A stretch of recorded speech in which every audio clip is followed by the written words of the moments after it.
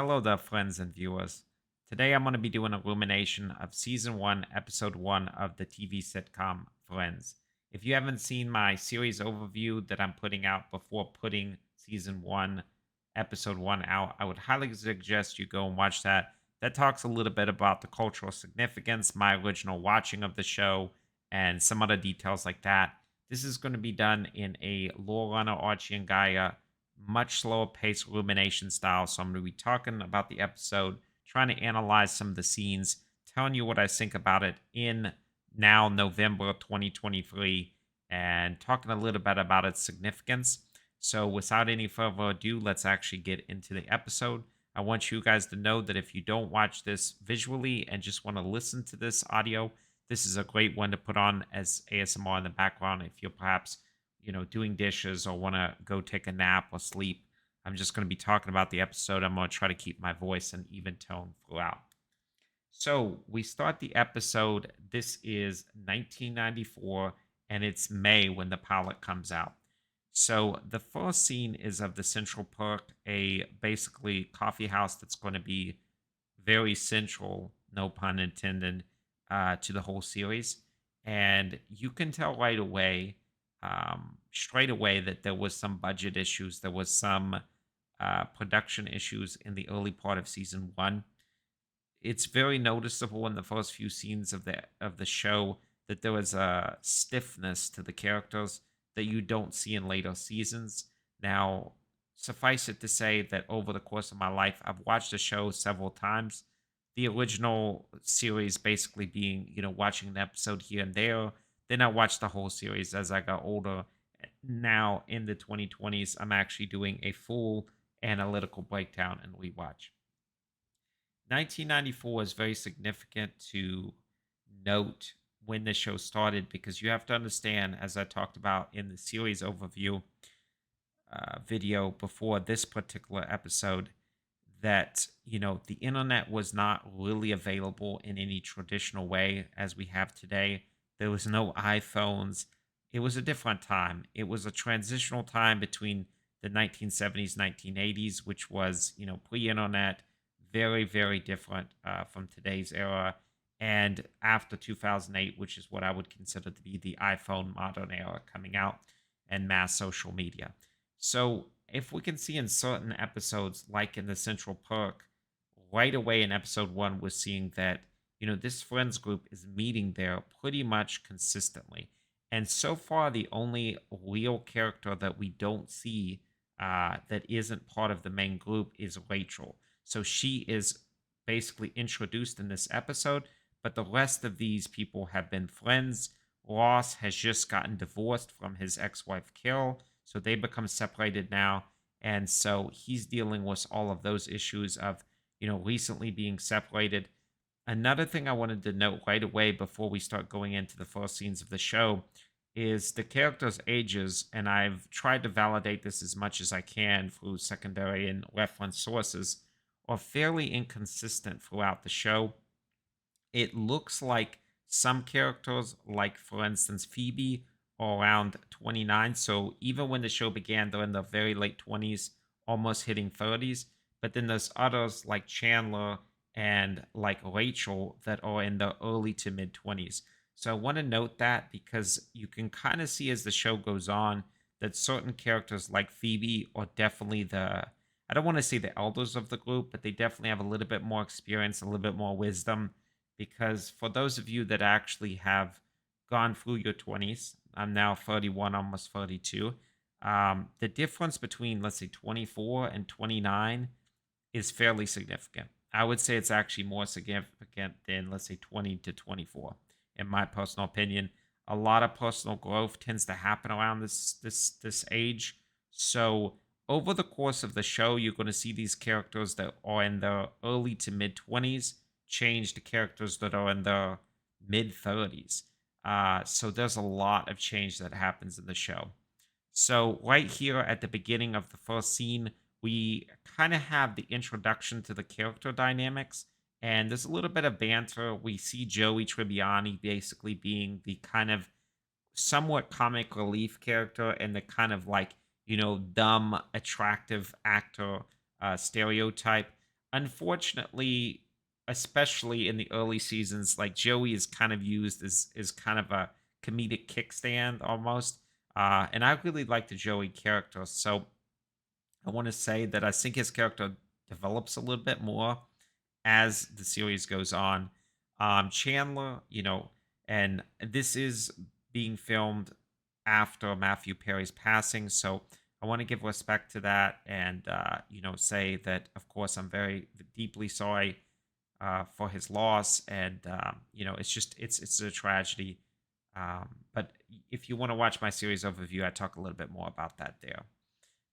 But we see Chandler and Joey are kind of the comedic uh, powerhouses of the episode, in essence, with Joey talking about grabbing a spoon to Ross. So you have the character dynamic of the early Central Park where we're just getting introduced to characters and we get a little bit of foreshadowing going on because Ross is talking about how he doesn't want to be single when Joey is discussing going to strip clubs and things of that nature. And Ross said, he likes being a married man. He likes being a dedicated family man. And I think that fits with his character very well. To be honest with you, Ross, right from episode one, is somebody that we highly, highly aggregate to. I really always felt connected to Ross, and I felt like Ross was a very relatable human being. Because if you see that, he's kind of a little bit nerdy. He's kind of uh, a little bit apart from a lot of the rest of the characters, and he kind of has an air of maturity that you don't see with other characters at this point. Even Monica, obviously being his younger sister, is a little bit younger. Joey is, of course, very, I wouldn't say juvenile, but I would say youngish in terms of his mentality. We have Phoebe being, I would say, the other kind of voice of reason.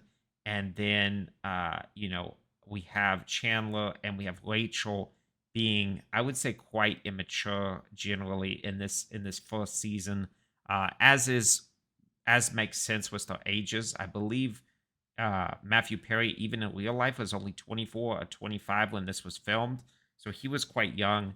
And I believe Jennifer Aniston was maybe in her late 20s, but was portraying, I think, the youngest character. Even though the ages jump around a lot, I think actually Rachel Green is, I believe, between 23 and 25 when season one comes out. And her character shows it. I would say of all the characters, Rachel is somebody that basically lived off the father's money. And, it's something that maybe in 2023, a lot of, feminists or a lot of female activists would not deem to be very good because Rachel is kind of shown to be a little bit ditzy in this episode, to be completely frank. Um, but that's okay. That's okay because I think it's a very natural character growth, to be totally honest. And Rachel at the end of the series is a remarkably different person and has so much more maturity. So I think that people have to really take that with a grain of salt. Part of this series is about seeing the changes in people over time and having real character growth. And you can't do that in an episode. You can't do that in two episodes. That's something that happens season by season. And we have a gradual progression from, I think the beginning of the show to the end of the show. And you see where the characters have gone and all the relationships. So right away, we have a little bit of the foreshadowing of Ross and Rachel's, future romantic relationship because Ross is saying, I want to get married, just as Rachel bursts in with a wedding dress. Ross then pours Sweet and Low, and Rachel seems oblivious to the fact that, other people basically serving her and basically waiting on her hand and foot is, maybe not a good look and shows her immaturity in this early scene. In terms of Joey and Chandler's jokes in the early part of the episode for episode one, the pilot, it doesn't really come off too well looking back. I think this was just that the character dynamics hadn't really developed. The scenes are very a little bit all over the place in season one. If you watch, let's say, the opening in Central Park, you're going to notice that things feel very stiff and they feel very unnatural. But later on, when Joey is talking to Ross about grabbing a spoon and about experiencing a wide range of different women and how he really enjoys being a single guy, it feels way more natural. So I feel that it just depends on which characters are on screen. I think that certain characters don't feel completely natural with each other. I would say Chandler and Rachel specifically, there always seems to be a little bit of weirdness in those scenes. When you get all of the friends together as well, the scenes kind of bog down, and it feels like they're all just waiting to kind of say the line. However, when you get actually the actors down to two people or three people, like I was just talking about in this Joey Tribbiani and Ross and Chandler scene, things become a lot better. Another big factor in this whole episode is Monica and the wine guy, Paul the wine guy. Well, one thing I want to say about Paul is that, obviously Paul is kind of a douchebag, to be completely honest with you. I mean, his tactic of basically saying that he was married and then couldn't have personal intimacy for 2 years in order to sleep with various women is pretty bad. And Joey says, "Oh, this is just a line," but honestly, that is probably a pretty underhanded tactic because the guy's a attractive looking guy. He's a guy that obviously gets dates with women, but just using that kind of like emotional sabotage is definitely not something that I would say is too good. But it's handled very uh it's handled like an adult, to be honest. I was actually surprised. I thought that this would kind of be, kind of dinged for laughs a little bit more. But honestly, like Monica's response, I mean, she does stop the watch as the episode goes on, and she shows some things that may be like, anger, but I would say a reasonable amount of anger. And there never seems to be like a vindictive streak. It seems to be just that, Paul is seen as kind of a douche, but she moves on very quickly. And I think that Monica really shows um, Monica's a great character, honestly, here. And I really think Monica, even from the beginning of the show, kind of steals a lot of the spotlight because I think, honestly, when the camera's on her and her character, I think things feel extremely natural. I also feel that the Ross Rachel dynamic is done really well, especially at the end of the episode, talking about grabbing a spoon and how Ross is kind of back in the dating game and kind of willing to let his heart be out there. Now, obviously, because this is a sitcom and it's a 22-minute format without commercials, some things do feel a little bit contrived and forced. Like, I think really organically, I think that Ross, breaking up and being separated from his wife and then basically willing to get a date within, several days is somewhat unrealistic. But it did feel like he knew that the marriage was going downhill. His wife Carol left him because she discovered that she was, I guess, a lesbian. And, that's kind of dished out for laughs. Again, guys, you have to remember that this is a very different time in American history. This is in the early 90s. So, sexual orientation things are not done like it is now. This was long before the time of any sort of pronouns or anything of that nature. So, I think it's done in a very respectful way. They basically say it as it is, that Ross's wife discovered that she's moved on. A couple people do crack jokes in terms of, how Ross couldn't have known and things of that nature. But honestly, I think it's done fairly compassionately. And I really liked the way it was presented. And episode one in general really, really aged well, actually. There's some really good scenes. I think definitely Phoebe's scene about describing her childhood, how multiple people in her life were lost to suicide and several different things. I think that was really well done. And, Rachel was talking about cutting up her father's credit cards and how emotionally devastating that is, how she feels scared and she's not sure if she's ready to enter the adult world. And then Phoebe just drops this atom bomb, this real dark counterpoint. And I think that is done so well. And I think that is Phoebe is kind of seen as, I would say, somewhat the mother or the aunt, the kind of the wizened elder. And also, she's gone through so much in her life. And we see that right from episode one. So we see some of the character dynamics already start to actually be developed. And I like how that isn't, they don't, they don't have it as a big crying scene. They don't have it as like Phoebe being this emotionally destroyed person, but they show it as Phoebe actually trying to help somebody, Rachel. She says, "Hey, me and you are the same." Even though, Rachel is like, wow, it's obviously they have not come from the same situations. Rachel definitely being more coddled, and Phoebe having a very hard life. But Phoebe is extending that hand and including her into the friendship group. I also like how when Phoebe will just say things like, "I don't want to do this. I wish I could help you, but I don't want to." And I think that's good. I think that radical honesty really contributes to her personality. And I really, really like Phoebe in this episode, as well as, like I said, Monica, I think really shines really bright.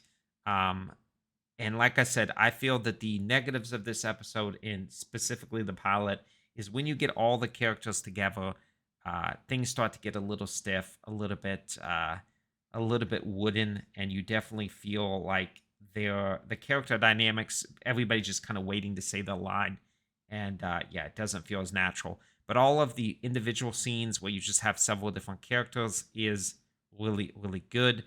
In terms of the episode in general, I really enjoyed episode one. I hope you guys did too. I hope you enjoyed this breakdown. I think this basically has more, pretty much everything of it. I do think the episode ends on a very strong note, talking about Ross asking if he can ask Rachel out and saying, "Hey, as a teenager, I really liked you, but I thought you seen me as Monica's geeky older brother." And basically, Rachel saying, "Yeah, I did, Ross. That's actually how I viewed you, but I would still be okay with you asking me out now." And I like how this is done because I feel like it's very organic from Ross. I think Ross is somebody that still struggles with self confidence. I definitely feel somebody a little bit more confident would have just asked Rachel out directly, but he definitely cares and he's doing it in a caring and compassionate way. And Rachel's response is very caring and compassionate. So I think the episode ends on a really good note, and I'm really excited to dive into episode two. So hope you guys like this. If you do, please leave a comment. Let me know what you think um, about Friends, about Matthew Perry's passing, anything you want to share. And yeah, this is all about just building a community, guys, and discussing the show, enjoying the show, and talking about its cultural significance all these years later. So I really hope you like this. I'll see you guys in the next one. Thanks again.